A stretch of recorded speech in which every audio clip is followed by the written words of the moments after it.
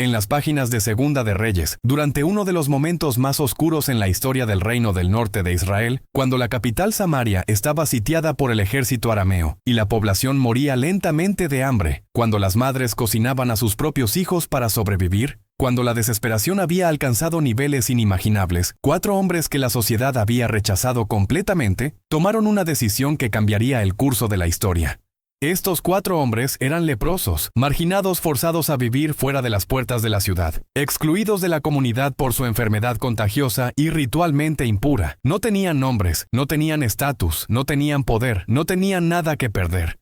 Y precisamente porque no tenían nada que perder, se atrevieron a hacer lo que nadie más en Samaria había considerado. Caminaron directamente hacia el campamento enemigo. Lo que descubrieron allí salvaría a toda una nación del hambre y la muerte. Lo que están a punto de conocer es cómo estos 4 marginados anónimos se convirtieron en héroes involuntarios, cómo su desesperación personal se transformó en liberación nacional, cómo Dios usó a los más despreciados y vulnerables de la sociedad para revelar su provisión milagrosa, y por qué su historia nos enseña lecciones profundas sobre marginación, valentía nacida de la desesperación, la ironía de que los excluidos se conviertan en salvadores, y el imperativo moral de compartir buenas noticias incluso cuando todos los incentivos egoístas sugieren guardarlas para uno mismo. Esta es la historia de los 4 leprosos que nadie recuerda, cuya decisión desesperada en el umbral entre vida y muerte descubrió el secreto que salvó a Samaria del hambre, y cuyo ejemplo anónimo resuena cada vez que los marginados revelan verdades que los poderosos no pueden ver. El contexto de esta historia es crítico para entender su dramatismo y significado. El reino del norte de Israel estaba bajo constante amenaza militar de Aram, también conocido como Siria, cuya capital era Damasco. Los arameos eran vecinos poderosos y frecuentemente hostiles, que regularmente atacaban territorio israelita, saqueaban ciudades y capturaban prisioneros. Durante el reinado de Joram, hijo de Acab, rey de Israel, las hostilidades entre Israel y Aram habían escalado a guerra abierta. El rey arameo Ben-Hadad había lanzado una campaña militar masiva y había sitiado Samaria, la capital fortificada de Israel. Un sitio militar en el mundo antiguo era una de las formas más brutales de guerra. En lugar de atacar directamente las murallas fortificadas de una ciudad, lo cual era costoso en vidas de soldados atacantes, un ejército sitiador simplemente rodeaba la ciudad completamente, cortaba todas las rutas de suministro y esperaba. No entraba comida, no salía nadie. La población atrapada dentro consumía gradualmente todas las provisiones almacenadas, luego sacrificaba y comía los animales de carga y mascotas, luego recurría a fuentes de alimento cada vez más desesperadas y repugnantes, hasta que finalmente la hambruna se volvía tan severa que la ciudad se veía forzada a rendirse o morir. El texto de Segunda de Reyes, capítulo 6, proporciona detalles gráficos sobre cuán desesperada se había vuelto la situación en Samaria. Y hubo gran hambre en Samaria, a consecuencia de aquel sitio, tanto que la cabeza de un asno se vendía por 80 piezas de plata, y la cuarta parte de un cab de estiércol de palomas por 5 piezas de plata. Una cabeza de asno, normalmente considerada incomible, se vendía por 80 siclos de plata, un precio astronómico que refleja cuán desesperadas estaban las personas. El estiércol de palomas probablemente se refiere a una legumbre o semilla barata usada como alimento de emergencia, aunque algunos intérpretes lo toman literalmente como excremento de aves usado como combustible, o posiblemente incluso como alimento en extrema desesperación. Pero la situación era aún peor de lo que estos precios inflados sugerían. Cuando el rey Joram caminaba sobre la muralla de la ciudad, una mujer gritó pidiendo su ayuda. Cuando preguntó qué necesitaba, ella contó una historia absolutamente horrible. Esta mujer me dijo: «Da acá tu hijo, y comámoslo hoy, y mañana comeremos el mío». Cocimos pues mi hijo, y lo comimos. El día siguiente yo le dije: «Da acá tu hijo, y comámoslo». Mas ella ha escondido a su hijo. 2 madres, enloquecidas por el hambre, habían acordado comer a sus propios hijos. La primera había cumplido el acuerdo horroroso. La segunda se había arrepentido y escondido a su hijo. Este incidente de canibalismo materno era el cumplimiento de las maldiciones más terribles de la alianza pronunciadas en Deuteronomio 28, donde Moisés había advertido que si Israel violaba persistentemente el pacto, experimentarían juicios tan severos que comerás el fruto de tu vientre, la carne de tus hijos y de tus hijas. El hecho de que esto estuviera ocurriendo realmente demostraba cuán completamente Israel había caído bajo juicio divino por su apostasía bajo la dinastía de Acab. La reacción del rey Joram fue de horror y desesperación. Cuando el rey oyó las palabras de aquella mujer, rasgó sus vestidos y pasó así por el muro, y el pueblo vio el cilicio que traía interiormente sobre su carne. Rasgó sus vestiduras reales en angustia, revelando que llevaba cilicio debajo, tela áspera de luto que indicaba que ya estaba en duelo por la situación catastrófica. Pero en lugar de arrepentirse o buscar a Dios, Joram culpó al profeta Eliseo y juró matarlo. Así me haga Dios, y aún me añada, si la cabeza de Eliseo hijo de Safat queda sobre él hoy. Esta amenaza contra Eliseo era irracional pero comprensible desde la perspectiva de Joram. Eliseo había estado profetizando durante el sitio, y aparentemente había indicado que Dios traería liberación. Pero semanas o meses habían pasado, la situación solo empeoraba, y ahora se había llegado al canibalismo. Joram, desesperado y furioso, decidió que el profeta era responsable por dar falsas esperanzas. Eliseo, advertido sobrenaturalmente del peligro, estaba sentado en su casa con los ancianos cuando el mensajero del rey llegó. Antes de que el hombre pudiera hablar, Eliseo denunció al rey. ¿No habéis visto cómo este hijo de homicida envía a cortarme la cabeza? Cuando el rey mismo llegó poco después, expresó desesperación total. He aquí este mal viene de Jehová. ¿Para qué he de esperar más a Jehová? Había perdido fe en que Dios intervendría. Pero Eliseo pronunció una profecía extraordinaria. Oíd palabra de Jehová. Así dijo Jehová. Mañana a estas horas valdrá el seah de flor de harina 1 siclo y 2 seahs de cebada 1 siclo a la puerta de Samaria. Esto era predicción de abundancia repentina y dramática. Dentro de 24 horas, los precios del alimento caerían de niveles de hambruna catastrófica a precios normales de mercado. La hambruna terminaría completamente en un día. Un oficial del rey, un capitán sobre cuya mano el rey se apoyaba, respondió con escepticismo sarcástico. Si Jehová hiciese ahora ventanas en el cielo, ¿sería esto así? Estaba diciendo esencialmente que incluso si Dios abriera ventanas en el cielo y derramara comida, no podría resolver esta crisis tan rápidamente. Eliseo respondió con una profecía de juicio personal. He aquí tú lo verás con tus ojos, mas no comerás de ello. El oficial vería la abundancia pero no la disfrutaría. Es en este contexto de desesperación absoluta, hambruna catastrófica, y profecía aparentemente imposible que la narrativa cambia abruptamente a 4 hombres completamente diferentes. Había 4 hombres leprosos a la entrada de la puerta, los cuales dijeron el uno al otro, ¿para qué nos estamos aquí hasta que muramos? Estos hombres no estaban dentro de Samaria muriendo de hambre con todos los demás. Estaban fuera de las puertas de la ciudad, en el espacio liminal entre la ciudad sitiada y el campamento enemigo, porque su lepra los hacía ritualmente impuros y socialmente intolerables. La lepra en el mundo bíblico probablemente incluía varias enfermedades de la piel, no solo lo que la medicina moderna identifica como lepra o enfermedad de Hansen. La ley de Moisés en Levítico, capítulos 13 y 14, prescribía procedimientos elaborados para diagnosticar lepra y requería que cualquiera diagnosticado fuera segregado de la comunidad. Y el leproso en quien hubiere llaga, llevará vestidos rasgados y su cabeza descubierta, y embozado pregonará, «¡Inmundo! ¡Inmundo!». Todo el tiempo que la llaga estuviere en él, será inmundo, estará impuro, y habitará solo, fuera del campamento será su morada. Los leprosos estaban forzados a vivir fuera de áreas pobladas, a anunciar su condición para que otros pudieran evitarlos y a permanecer ritualmente excluidos de la vida comunitaria. Estos 4 leprosos, entonces, eran doblemente marginados. Estaban excluidos de Samaria por su enfermedad y estaban amenazados por el ejército arameo que rodeaba la ciudad. No tenían protección, no tenían provisiones, no tenían esperanza. Vivían en el espacio más vulnerable imaginable. Literalmente en el umbral entre 2 fuerzas mortales, la ciudad hambrienta detrás de ellos y el ejército enemigo delante de ellos. Su conversación revela lógica desesperada pero racional.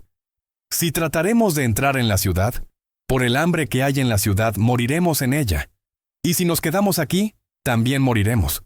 Vamos pues ahora, y pasémonos al campamento de los sirios. Si ellos nos dieren la vida, viviremos, y si nos dieren la muerte, moriremos. Analizaron sus opciones. Quedarse donde estaban significaba muerte segura por hambre. Intentar entrar a Samaria significaba muerte segura por hambre también, ya que no había comida en la ciudad.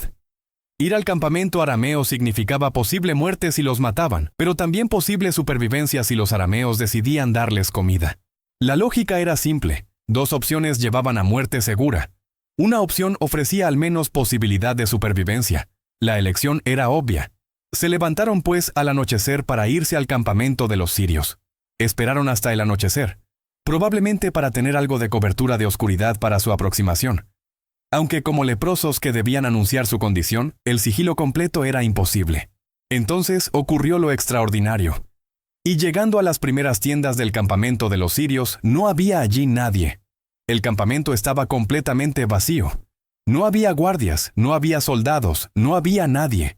Confundidos pero cautelosos, continuaron, porque Jehová había hecho que en el campamento de los sirios se oyese estruendo de carros, ruido de caballos y estrépito de gran ejército. Dios había causado una alucinación auditiva colectiva o ilusión sobrenatural. Los arameos habían escuchado lo que sonaba como un ejército masivo acercándose con carros y caballería. Los arameos interpretaron el sonido de manera específica.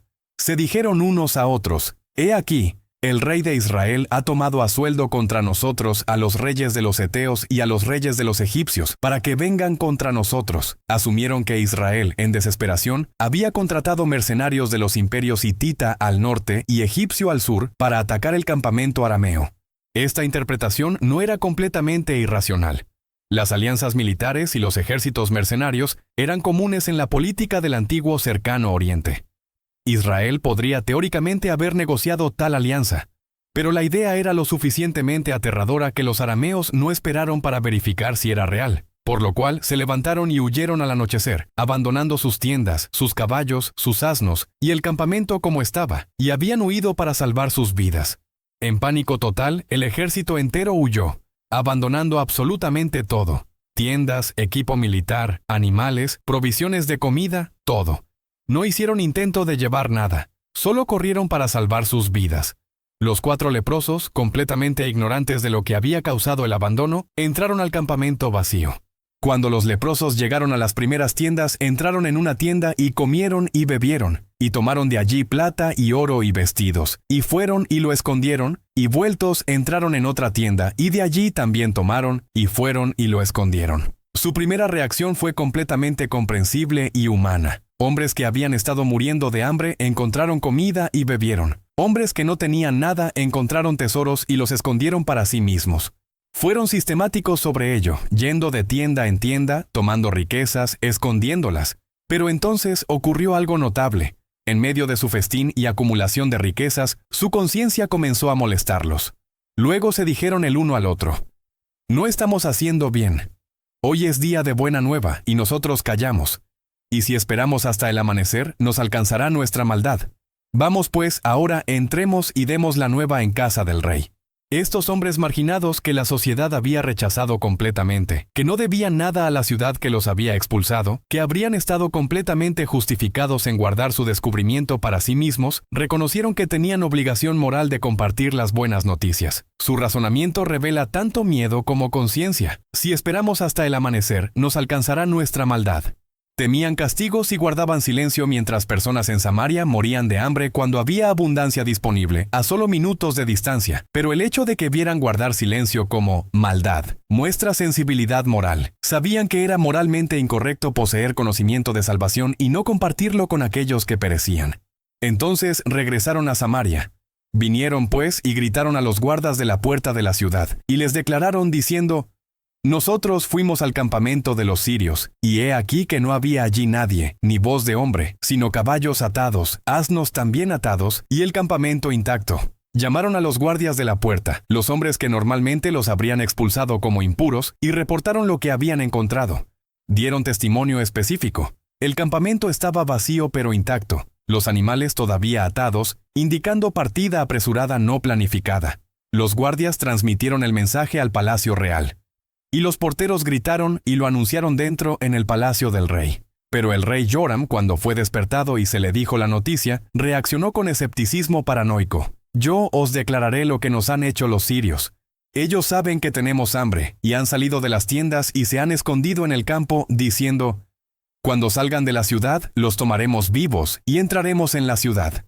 Joram pensó que era una trampa.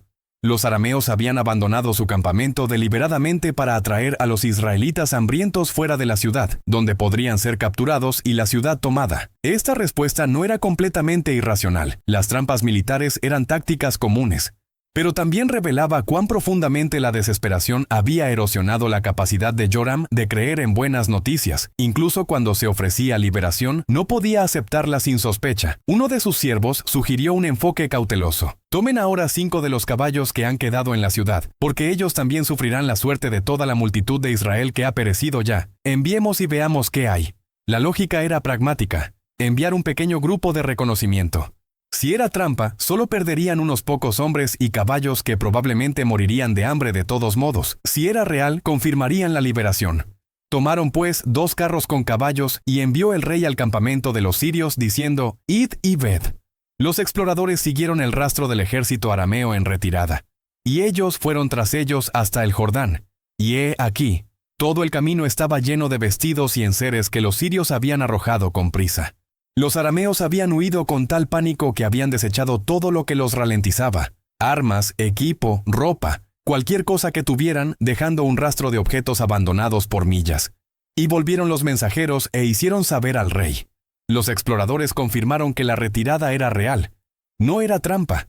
Entonces la población de Samaria se precipitó hacia el campamento abandonado. Entonces el pueblo salió y saqueó el campamento de los sirios. Miles de personas hambrientas inundaron el campamento arameo, tomando comida, provisiones, tesoros, todo lo que los arameos habían dejado atrás. La profecía de Eliseo se cumplió exactamente, y fue vendido un seah de flor de harina por un siclo, y 2 seahs de cebada por un siclo, conforme a la palabra de Jehová. Pero hubo una nota trágica en la liberación. El rey había puesto al oficial escéptico, el que se había burlado de la profecía de Eliseo, a cargo de la puerta de la ciudad para mantener orden mientras el pueblo salía. Y el pueblo le atropelló en la puerta, y murió. En la estampida desesperada de personas hambrientas corriendo hacia el alimento, el oficial fue aplastado hasta la muerte. La segunda parte de la profecía de Eliseo también se cumplió. He aquí tú lo verás con tus ojos, mas no comerás de ello. Vio la abundancia, pero murió antes de poder disfrutarla. La historia de los 4 leprosos plantea múltiples temas teológicos y éticos profundos. Primero, demuestra cómo Dios frecuentemente obra a través de los más marginados e inesperados. Estos hombres no tenían estatus, poder o influencia. Eran rechazados sociales viviendo en la periferia más vulnerable de la sociedad. Sin embargo, se convirtieron en los agentes a través de quienes la liberación vino a toda la nación. No porque fueran particularmente virtuosos o especialmente elegidos, sino simplemente porque su desesperación los llevó al lugar correcto en el momento correcto. Segundo, ilustra la paradoja de que aquellos excluidos de la comunidad frecuentemente se convierten en salvadores de esa comunidad. Los leprosos habían sido expulsados de Samaria por ley religiosa. La ciudad los había rechazado como impuros e intolerables. Sin embargo, fueron ellos quienes descubrieron y reportaron la provisión que salvaría la ciudad. Aquellos considerados sin valor demostraron ser invaluables. Tercero, la historia explora la ética de compartir buenas noticias. Los leprosos inicialmente actuaron por interés propio, comiendo, bebiendo y escondiendo tesoros. Esto era completamente comprensible y no particularmente condenable dado su estado de inanición y marginación. Pero entonces reconocieron que guardar silencio mientras otros morían era moralmente incorrecto. No estamos haciendo bien. Hoy es día de buena nueva y nosotros callamos. Esta convicción los llevó a regresar y reportar su descubrimiento, arriesgando posible castigo o descreimiento. Esta dimensión ética ha hecho que la historia de los 4 leprosos sea un texto favorito para sermones evangelísticos. Los predicadores frecuentemente usan la narrativa como analogía. Los cristianos son como los leprosos que han descubierto provisión abundante, salvación en Cristo, y tienen obligación moral de compartir estas buenas noticias con aquellos que perecen, personas sin Cristo. Guardar silencio sobre el Evangelio es como los leprosos ocultando el conocimiento del campamento abandonado mientras personas en Samaria morían de hambre. Esta aplicación evangelística, aunque no es el significado original del texto, captura genuinamente una verdad ética importante. Aquellos que poseen conocimiento de provisión salvadora tienen responsabilidad de compartir ese conocimiento con aquellos en necesidad. El particularismo egoísta, guardar bendiciones para uno mismo mientras otros perecen, es moralmente condenado. Cuarto, la historia muestra la soberanía de Dios en la liberación. Los leprosos no liberaron a Samaria, no derrotaron al ejército arameo, no negociaron términos de paz. Simplemente caminaron hacia el campamento y lo encontraron vacío porque Dios había causado que los arameos escucharan un ejército fantasma y huyeran en pánico. La liberación fue completamente acto divino. Los leprosos fueron simplemente los primeros en descubrirla y reportarla. Quinto, ilustra el cumplimiento exacto de la profecía. Eliseo había predicho que en 24 horas los precios de alimentos caerían de niveles de hambruna a precios normales de mercado. Esto parecía imposible. Incluso si un ejército de socorro llegara, tomar control del área, establecer mercados y normalizar precios tomaría días o semanas. Pero Dios no trajo un ejército de socorro. Simplemente hizo que el ejército sitiador huyera, dejando atrás provisiones masivas que inmediatamente estuvieron disponibles. La profecía se cumplió exactamente como fue pronunciada. Sexto, la historia contiene ironía sobre creencia y descreimiento. El oficial real que se burló de la profecía de Eliseo, representando escepticismo aristocrático hacia la palabra profética, vio el cumplimiento pero no lo disfrutó. Murió en la puerta, aplastado por la estampida de personas corriendo hacia la provisión que había declarado imposible.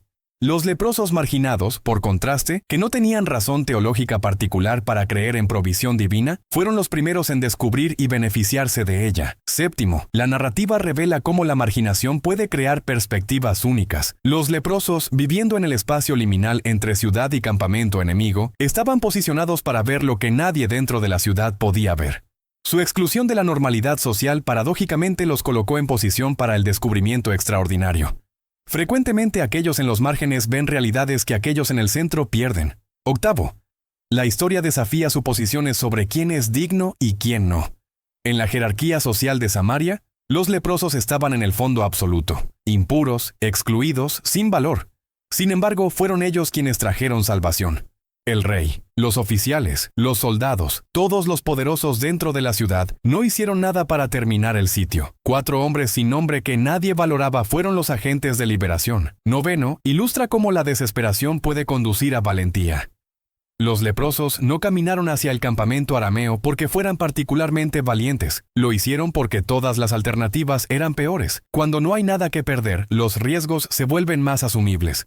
Su marginación completa paradójicamente los liberó para tomar acción que otros no se atreverían. Décimo, la narrativa muestra la velocidad con la que Dios puede cambiar circunstancias. En el espacio de una noche, Samaria pasó de hambruna catastrófica donde las madres comían a sus hijos a abundancia, donde los alimentos se vendían a precios normales. No fue transición gradual sino transformación repentina. Esto desafía desesperación que asume que las circunstancias presentes son permanentes.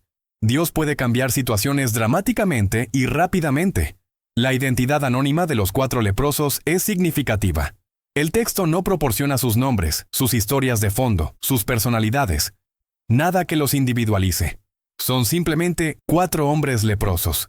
Esta falta de identidad personal podría reflejar su estatus marginal, cómo la sociedad los veía como categoría, leprosos, en lugar de como individuos. Pero también universaliza su historia. No son personajes únicos extraordinarios, sino representantes de toda una clase de personas marginadas. La lepra misma funciona simbólicamente en la narrativa. En el pensamiento bíblico, la lepra representaba impureza, exclusión de la comunidad del pacto, separación de la presencia de Dios. Los leprosos vivían en estado de muerte social, cortados de participación normal en la vida religiosa y comunitaria.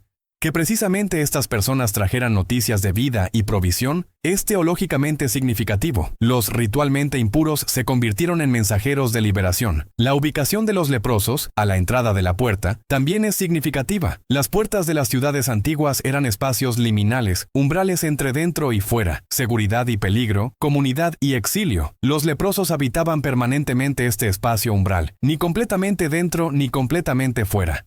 Esta posición liminal paradójicamente les dio acceso único tanto a la ciudad sitiada como al campamento enemigo. El detalle de que esperaron hasta el anochecer para acercarse al campamento arameo añade dramatismo. El anochecer es tiempo de transición entre día y noche.